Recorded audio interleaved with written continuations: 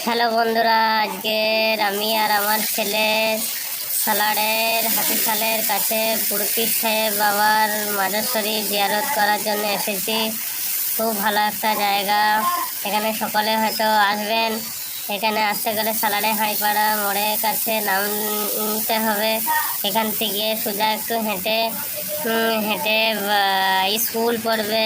স্কুলটা পার করে তারপরে একটা সামনে মাদ্রাসাটাকে পার করেই সামনেই আল্লাহর ওলি পীর বাবার মাজার শরীফ। এখানে খুব ভালো একটা জায়গা, বহুত দিন থেকে যাব করে আর হয় না, তাই আমার ছেলেকে নিয়ে এখানে এসেছি। খুব ভালো লাগলো। ছেলে তো পীর বাবার মাজার রওজা শরীফের ভিতরে ঢুকেই সিজদা করে দিল।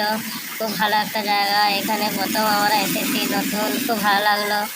টাইম পেলে আবার